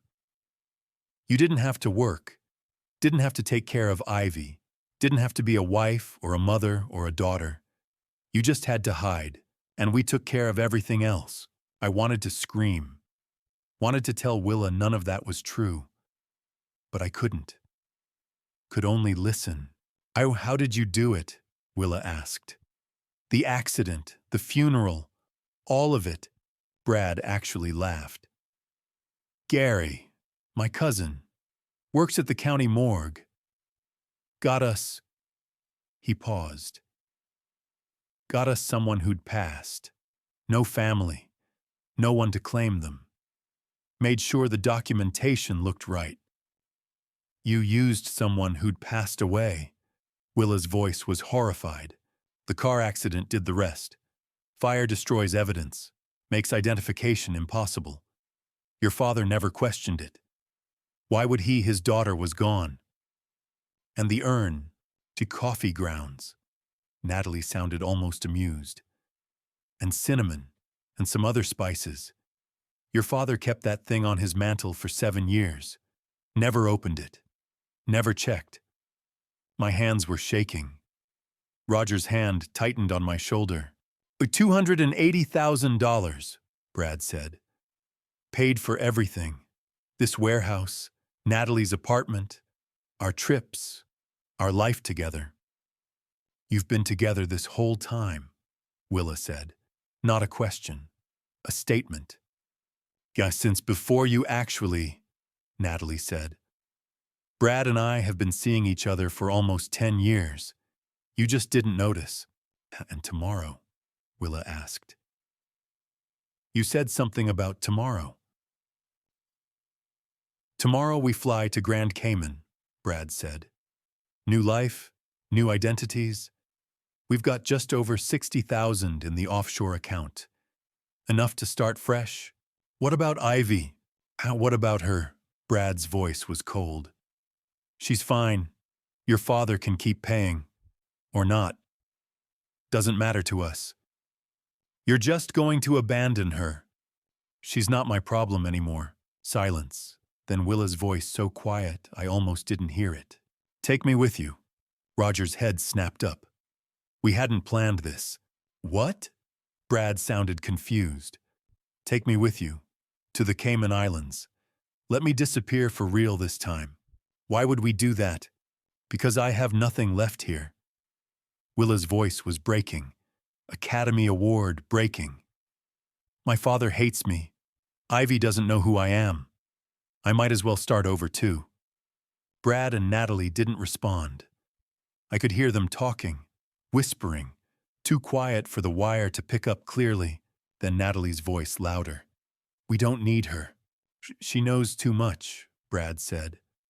"Everything. If she talks, then we make sure she doesn't talk." She comes with us," Brad said slowly. "Or..." The silence that followed made my blood run cold. "Or what?" Willa's voice. Still calm. But I could hear the edge of fear creeping in. Brad's voice dropped to a whisper. But the wire picked it up. Clear as day. "Or we make sure you never tell anyone." The moment I heard the threat, I moved. Through the earpiece, Brad's voice continued. Colder now. Final. "Willa, you're a liability. You always have been," Natalie's voice. "We can't risk her talking." Then sounds. Movement. A sharp intake of breath. Willa's voice no longer calm. "Let go of me." I didn't think. Just reacted. The car door slammed open. I was out before Roger could stop me. Stephen, wait. I didn't wait. Couldn't wait. My daughter was in there and they were threatening her, and 7 years of control snapped in that instant. Roger was behind me shouting into his radio, "All units move in, go, go, go." I heard sirens, saw headlights, police vehicles converging from every direction. But I was already running. 50 yards felt like 50 miles. The warehouse door, side entrance. I hit it with my shoulder and it flew open, inside. The scene froze for half a second. Brad gripping Willa's arm, Willa trying to pull away. Natalie standing near the exit keys in hand, ready to leave. All three of them turning toward me as the door crashed open. "Get away from my daughter." The words came out raw, furious. Brad's hand dropped. Willa stumbled backward. Then the warehouse exploded with sound and movement. "Police, hands up, police." Officers flooded through the door behind me. Black uniforms, vests, weapons drawn but pointed down. Professional, fast, overwhelming. Detective Walsh was first through. Brad Wallace, Natalie Hughes' hands where I can see them. Brad looked at the door, at the officers, at Walsh. His face went through about 5 emotions in 2 seconds. Shock, panic, calculation. Then something like defiance. He bolted, tried to anyway. Made it maybe 3 steps before Walsh moved. 1 second Brad was running. Next second he was face down on concrete with Walsh's knee on his back and handcuffs clicking into place. "You have the right to remain silent." Walsh started. Natalie didn't run. Just stood there. Raised her hands slowly, expression blank. No fear, no anger, nothing. Like getting arrested was mildly inconvenient instead of life-destroying. Another officer moved in, cuffed her, started reading rights. And Willa was standing in the middle of it, all wire still hidden under her shirt, looking lost. Looking free. Looking terrified and relieved and broken all at once. I crossed the warehouse in 3 strides and pulled her into my arms. She collapsed against me, started crying. Not quiet tears, full-on sobbing. 7 years of fear and guilt and isolation pouring out. "It's over," I said into her hair. "You're safe now. It's over. Dad." Her voice cracked. "I'm so sorry. About everything. About Mom, about the money, about—" "I will figure it out," I said, held her tighter. "Together. We'll figure it all out together." Behind us, officers were securing the scene, taking photos, collecting evidence. Walsh was on his radio, coordinating with someone. Roger appeared at my shoulder camera, still in hand, looking satisfied. Brad was being lifted to his feet, still handcuffed, still trying to talk his way out of it. "This is a mistake," he was saying, voice loud, insistent. "We didn't do anything wrong. He looked at Willa. "She's lying. She's been lying for years. She's unstable. Everyone knows she's—" "Save it for your lawyer," Walsh interrupted. "Brad Wallace, you're under arrest for fraud, conspiracy to commit fraud, grand theft, identity theft, false imprisonment, and accessory to unlawful handling of human remains. You have the right to remain silent. I suggest you use it. This is ridiculous. We were helping her. She wanted to disappear. We gave her that option." Walsh just looked at him. "We recorded everything, Mr. Wallace. Every word you said tonight. Every confession. Every threat. It's all on tape." Brad's face went white. "What?" "Well, the wire your wife was wearing. It recorded everything." Walsh held up a small device. Crystal clear audio. You admitting to staging the fight, faking Willa's death, stealing from Stephen Harper, planning to flee the country, and threatening Willa Harper when she confronted you. Brad stared, then looked at Willa. Really looked at her. Understanding dawned. You set us up." Willa wiped her eyes, looked at him, and for the first time in 7 years, she looked strong. "No," she said quietly. "I just told the truth." 2 officers led Brad toward the door. As they passed, he twisted back. "We would have gotten away with it." His voice cracked, almost desperate. "We had it all planned. We were so close." Walsh shook his head. "You were never close, Mr. Wallace." They took him outside, into one of the police vehicles. Doors closed. Sirens started. Natalie was already in another vehicle. Still silent, still cold. Staring straight ahead like none of this mattered, Walsh turned to us. "We'll need statements. From both of you. But we've got the primary evidence. The wire recording. Financial records Roger provided. It's solid." "What happens now?" I asked. "They'll be arraigned tomorrow. Bail will be high. Federal charges are likely wire fraud, money laundering. We're also picking up Gary Wells tonight. Your cousin at the morgue," he added, looking at where Brad had been. "Conspiracy, body theft, falsifying records. And Willa." Walsh looked at her. Gentle now. "Ms. Harper is a victim, not a suspect. We'll need her testimony, but she's not being charged with anything. She's free to go. Free to go. 7 years." And she was finally free to go. Roger stepped forward, handed Walsh a folder. "Financial records, bank statements, transfer receipts. Everything Stephen paid over 7 years. 280,000, Walsh said, flipping through. "We'll file for restitution as part of the sentencing. It'll take time, but you should get it back.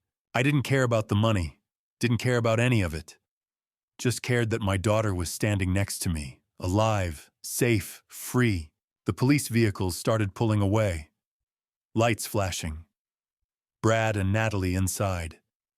Headed to county lockup. To arraignment. To trial. To consequences they'd avoided for 7 years. Walsh shook my hand. Then Roger's, then Willa's. "You did good tonight, Ms. Harper. That took real courage." She nodded, couldn't speak. Walsh left. Roger packed up his equipment, said he'd meet me at the station tomorrow for statements, gave me a quick hug rare for Roger, and headed to his car.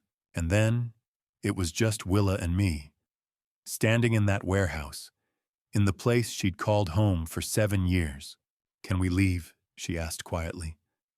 "I don't want to be here anymore." "Yeah, we can leave." I put my arm around her shoulders. We walked out together, past the makeshift bed, past the photos of Ivy on the wall, past 7 years of imprisonment. Outside, the night air was cool, clean, free. As the last police car disappeared into the night, I felt my daughter's hand slip into mine. We had a long road ahead. Legal proceedings, therapy, rebuilding, introducing Willa to Ivy, explaining everything. But for the first time in 7 years, we'd walk it together. Justice isn't just a verdict. It's what comes after. The trial began 3 months later in January 2025. Those 3 months between the arrests and the trial passed in a blur. Police statements, meetings with prosecutors, therapy sessions for Willa. Slow, careful steps toward healing. Introducing Willa to Ivy under supervision, at first only an hour at a time. Ivy confused and cautious. Willa patient, gentle, afraid of pushing too hard. Me standing in the middle, trying to keep everyone steady while my own emotions threatened to pull me apart. The trial was held at the federal courthouse downtown. A massive stone building with high ceilings and echoing halls, the kind of place that reminded you how small individual lives were compared to the weight of the law. Brad Wallace was charged with fraud conspiracy to commit fraud, grand theft of $280,000, false imprisonment of Willa Harper, identity theft, and accessory to the unlawful handling of human remains. Natalie Hughes faced charges of conspiracy, fraud, theft, and aiding false imprisonment. Gary Wells, Brad's cousin who worked at the county morgue, was charged with body theft, falsifying official records, and conspiracy. All three pleaded not guilty. The prosecution appeared unconcerned. I testified on the second day. I walked into the courtroom wearing the only suit I owned, the same one I had bought for Willa's funeral 7 years earlier and had never worn again. I sat in the witness box while the prosecutor asked me to tell my story. I told the jury about Willa's supposed accident, about Gloria's grief, about the urn that sat on my mantel for 7 years, about the $40,000 I sent Brad every January, about discovering the coffee grounds and cinnamon, about finding my daughter alive inside a warehouse. The defense tried to suggest I had been careless, that I should have questioned things sooner, that somehow my trust made me partially responsible. The prosecutor shut that down quickly. She showed the jury 7 years of bank records, transfer receipts, written documentation of every payment. She demonstrated that I had done exactly what any grieving father would have done, trusted family, and tried to protect his granddaughter. Willa testified on the third day. I watched from the gallery as she walked to the stand. She wore a simple blue dress we had picked out together. Her hair was longer now. She looked healthier, stronger, but when she began to speak, her voice trembled.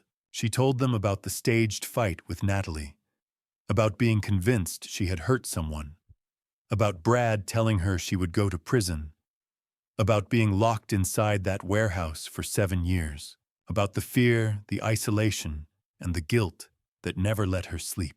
She spoke about missing Ivy's first steps, her first words, her first day of school. 7 years of her child's life stolen. When she finished, the courtroom was silent. Brad's attorney tried to portray Willa as a willing participant, someone who wanted to escape her responsibilities as a mother and wife. The prosecution dismantled that claim. They played the wire recording. Brad's voice admitting the setup, Natalie's calm, deliberate confession, their plans to flee the country, their threats when Willa confronted them. The jury heard everything. They also saw the evidence. The fake urn filled with coffee grounds and cinnamon sat on a table as an exhibit. Bank records revealed offshore accounts. Surveillance footage showed Brad and Natalie together. The falsified death certificate was entered into evidence. Gary Wells testified. After taking a plea deal admitting he had provided remains from the morgue in exchange for $5,000. Natalie's attorney claimed it was a misunderstanding, that she was just Brad's girlfriend and didn't understand the full scope of his actions. The wire recording destroyed that argument. Natalie's voice was cold and precise. It was just business, Willa. Your father's money. The trial lasted 2 weeks. The jury deliberated for 4 hours. On February 14th, Valentine's Day, they returned their verdict. Guilty on all counts. For all defendants. The courtroom erupted. Applause, gasps, objections from Brad's attorney. The judge slammed his gavel for order. I took Willa's hand. She was crying. So was I. Sentencing came a month later in March. Brad Wallace was sentenced to 15 years in federal prison. Natalie Hughes received 12 years. Gary Wells was sentenced to 5 years in state prison. All three were ordered to pay restitution. $280,000 to me. An additional $50,000 to Willa for emotional damages and false imprisonment. Brad's parental rights to Ivy were terminated. Family court granted me custody. Willa would rebuild her relationship with Ivy gradually with professional support. But legally, Ivy was mine to raise. Brad said nothing as the sentence was read. He stared straight ahead. Natalie looked bored, Gary cried. They were led away. 15 years. 12 years. 5 years. Numbers that could never return what they had stolen, but at least they meant accountability. 6 months after the verdict in July, life wasn't perfect. But it was ours again. Willa lived in a small apartment 10 minutes from my house. She worked part-time at Harper Family Market, learned the business, and took community college classes at night. Independence came slowly, but it came. She saw Ivy 3 times a week, sometimes at my house, sometimes at the park. Sometimes the three of us ate dinner together, and for a moment it almost felt normal. Ivy was doing better, still in therapy, still working through confusion and grief, but she was resilient. Last week she asked Willa to teach her how to braid hair. They sat on my couch for an hour, Willa's hands guiding Ivy's smaller ones. When they finished, Ivy looked at herself in the mirror and smiled. "Mom did it," she said. Willa left the room to cry. Harper Family Market was doing well. Willa had ideas for expansion, online ordering, a small cafe. I taught her the business the way my father had taught me. Some restitution money came through, not all of it. Brad and Natalie had spent most of it. About $60,000 was recovered. I placed half into a trust for Ivy's college, gave a quarter to Willa, and donated the rest to a domestic violence charity in Gloria's name. The money mattered less than I expected. Every Sunday, we visited Gloria's grave. Willa brought flowers. Ivy talked about school. I told Gloria she's home. Our girl is home. 6 months after the verdict. Life wasn't perfect, but it was ours again. Peace doesn't come from forgetting. It comes from choosing to heal. 6 months later, in July 2025, I stood at Gloria's grave with Willa and Ivy. 3 generations, finally together. The cemetery was quiet that Sunday morning, filled only with bird song and a soft breeze through the trees. Gloria's headstone was simple white marble, her name, the dates, and beneath them, the words, "Beloved wife and mother. Forever in our hearts." Willa knelt and placed fresh white roses at the base. Gloria's favorite. Ivy stood beside me, holding my hand, studying the stone with the seriousness children wear when they sense something important. "Grandpa," she asked softly, "do you think Grandma knows that Mom's back?" I looked at Willa. She was crying silently, one hand pressed to the marble. "I think she knows," I said. "I really do." We stood there in silence for a long moment. Finally, Willa spoke. "Mom, I'm so sorry. For everything. For not being there when you needed me. I'm trying to be better now. For Ivy. For Dad. For you." I wrapped an arm around her shoulders. "She'd be proud of you," I said. "Of how hard you're fighting." "I don't feel strong," Willa whispered. "Strong people rarely do." Ivy tugged my hand. "Can I talk to her?" "Of course." Ivy stepped forward. "Hi, Grandma Gloria. I'm Ivy. I'm 7, almost 8. Grandpa tells me stories about you, about your cookies, and how you sang even though you couldn't sing very well." She smiled. "I wish I'd met you, but Grandpa says you're watching us. So I hope you're happy, because we're getting better. Mom's home, and we're a family again." I turned away briefly, my chest tight. After the cemetery, Willa drove us to Harper Family Market. The store had fully reopened 3 months earlier. Willa worked mornings, now me afternoons. Teaching her the business felt like reclaiming something that had been paused for years. The community had been incredible. Customers came in just to say they were glad we were back, glad Willa was safe.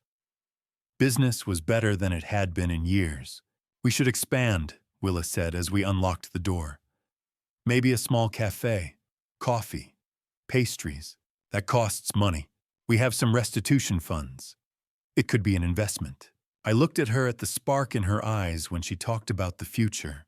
"All right," I said, "let's do it." She smiled wide and genuine. Inside, Ivy ran straight to the candy aisle. We let her choose one treat each visit as a reward for helping around the store.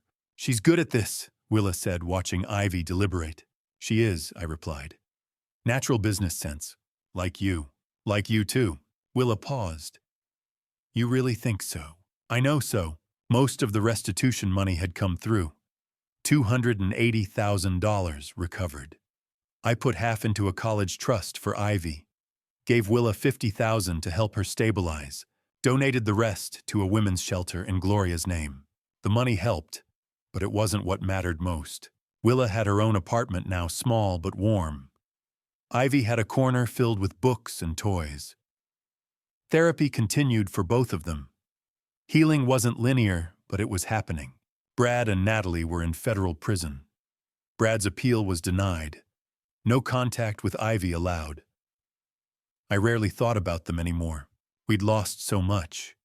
7 years. Gloria. Pieces of ourselves. But we were building something new. Forgiveness was hard. Some days the anger resurfaced. Some days grief returned without warning. But I remembered that Willa was a victim too. She survived. And she came back. Forgiveness didn't mean forgetting. It meant choosing love over bitterness. That evening, Willa and Ivy came over for dinner. Sundays were ours now. I made spaghetti using Gloria's old recipe. Ivy set the table. Willa helped with the sauce. For a moment, it felt like the life we'd once known. After dinner, we sat in the living room. Gloria's photo rested on the mantel where the urn once stood. I preferred it that way. Dad, Willa said quietly. Yes, thank you for not giving up on me. I squeezed her hand. I never will. Ivy looked up. Grandpa, can you tell me about Grandma Gloria? I smiled. What do you want to know? Everything. So I told her. About meeting Gloria at a fair. About love and laughter and mistakes and family. Ivy listened closely. Willa cried softly. She sounds amazing, Ivy said. She was. As they left that night, Ivy hugged me tight. Love you, Grandpa. Love you too. Willa smiled. See you tomorrow? 6 a.m.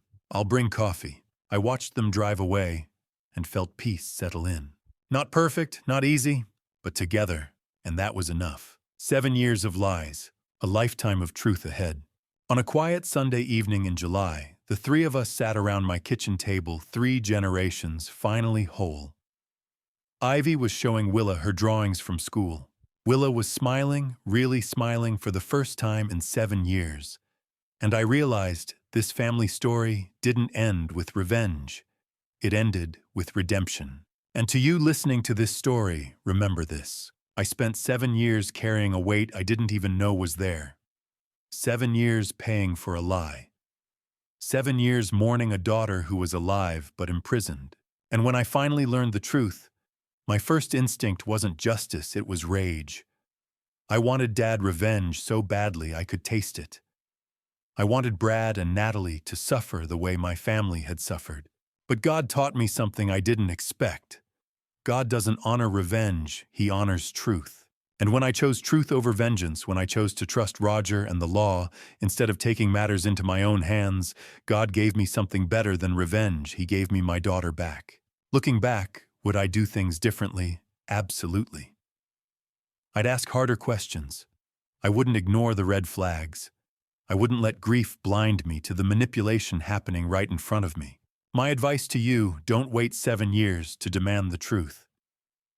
Don't let people use your pain against you. Don't confuse patience with passivity. This dad revenge story taught me that revenge is temporary, but family is forever. Justice came not because I forced it, but because I trusted God's timing and let the truth speak for itself. And that family story, the one about a father, a daughter, and a granddaughter rebuilding what was stolen. That's the story worth telling. Here's my truth. Anger is easy. Forgiveness is hard. But healing is worth it. If this story touched you, I'd love to hear your thoughts. Drop a comment below. If it resonated, share it with someone who needs to hear it. And if you want to follow more stories like this, hit that subscribe button. Your support means the world. Before I go, a quick note. The stories I share often include fictionalized elements created for educational purposes. If that's not your preference, I completely understand. Feel free to explore content that better fits your interests. Thank you for staying with me until the very end. It means more than you know. 7 years of lies, but a lifetime of truth ahead.